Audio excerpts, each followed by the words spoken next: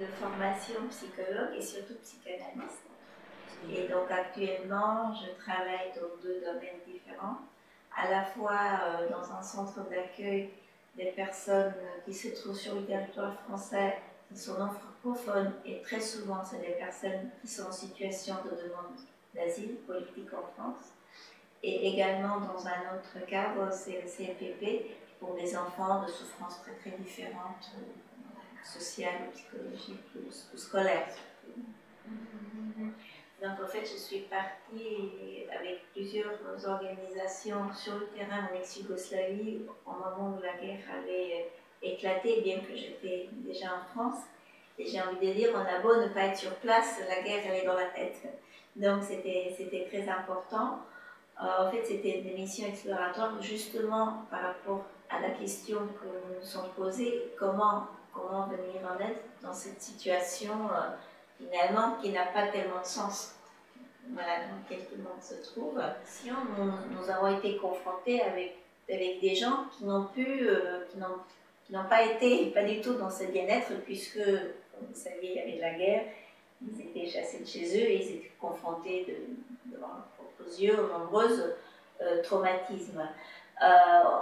Venir en aide, c'était très compliqué, puisque effectivement, c'est pas parce que quelqu'un a vécu des choses de l'ordre traumatique que pour autant on a le droit de lui coller une étiquette de traumatisme psychologique.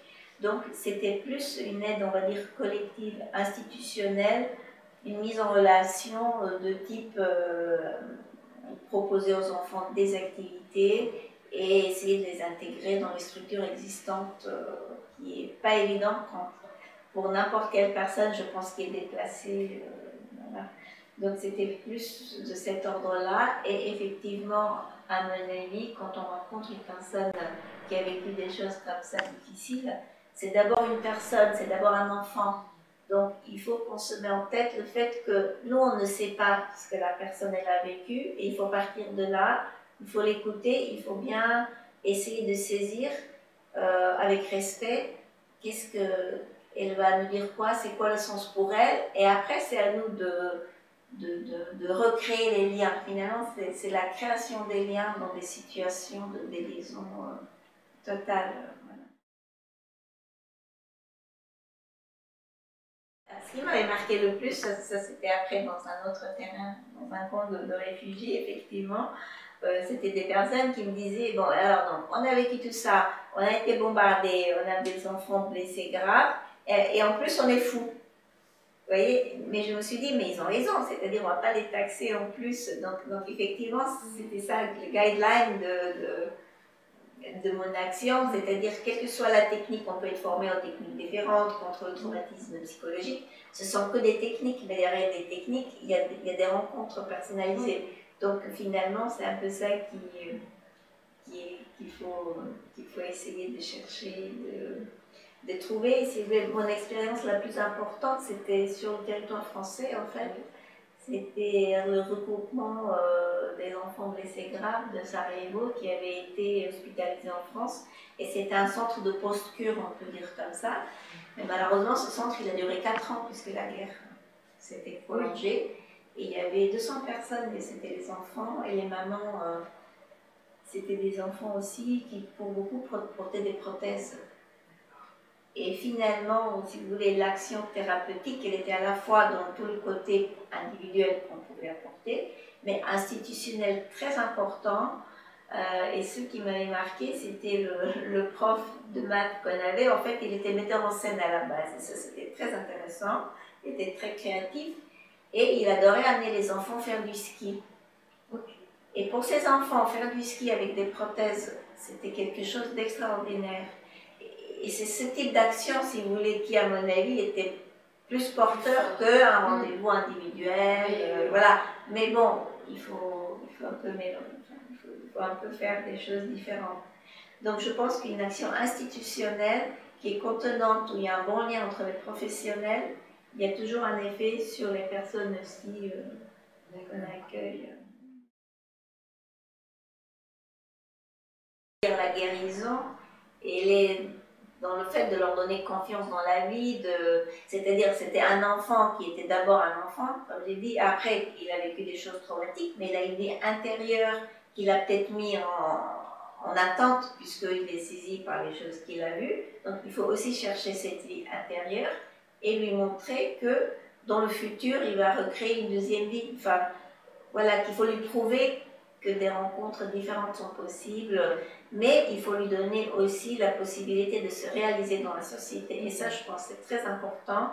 C'est quelque chose qu'on oublie à tort quand on imagine comment aider les enfants, entre guillemets, traumatisés. Il faut qu'ils puissent construire, il faut qu'ils puissent agir dans la vie aussi. Et ça, c'est très important. Donc, les faire jouer, les faire aller à l'école, les faire apprendre le terrain, une autre langue. Malheureusement, souvent ils sont déplacés pour se réaliser en tant que personne. Après, ils auront toujours le temps aussi de faire, quand ils seront adultes, un travail thérapeutique sur eux-mêmes, s'ils le souhaitent. Parce que c'est quand même une population très fragilisée. Je pense qu'il faut faire attention. On n'est pas dans une relation d'équité avec eux. Ils sont un peu soumis, entre guillemets, à nous. Et il faut vraiment penser à ça. Est-ce que c'est vraiment leur choix? Comment les aborder? Qu'est-ce qu'ils souhaitent eux? Il faut vraiment écouter ce qu'ils auraient à nous dire. Je pense qu'il y a toujours le double trauma, c'est-à-dire à la fois pour un parent, je pense qu'il n'y a pas de pire souffrance de voir son enfant qui souffre. Et dans l'autre sens, un enfant qui a souffert de rupture de son environnement, mais quand il regarde les yeux de ses parents, il voit aussi qu'eux-mêmes, ils sont en rupture. Et pour un enfant, le parent, c'est quand même l'idéal. La sécurité de base, c'est le parent. Et c'est ça aussi qui fracture beaucoup, c'est de ne pas pouvoir s'appuyer, en tout cas pendant un certain temps au moins, sur les parents. Et effectivement, il y a tout ce travail-là. Enfin, la plupart du temps, moi, dans mon expérience, c'était le parent qui amenait l'enfant, en fait. Donc après, effectivement, il faut toujours soutenir les deux. L'un sans l'autre, c'est compliqué. Il y a un jeune garçon qui était collège-lycée, accueilli en tant que blessé en France. Et à la fin de son parcours du centre de réfugiés, il avait été beaucoup de talent pour faire de la peinture. Et alors lui, il voulait absolument faire un conservatoire artistique. Et finalement, l'équipe s'était tellement mobilisée parce que c'était pas tellement sur le plan administratif, voilà, c'était pas évident. Il a réussi d'accéder à un concours au sud de la France d'un conservatoire qu'il avait choisi lui-même. Il avait réussi et quelques années après, cette collègue qui avait travaillé avec lui, qui était inscrite, était tombée sur lui à Zagreb, à la ville de Zagreb. Il était le leader de son groupe. Et la résilience, voilà, c'est. Oui. Alors que c'était vraiment voilà, un enfant qui arrivait du beau parlement. Donc il avait quelque chose à montrer, si vous voulez, à ses collègues. Il était peintre.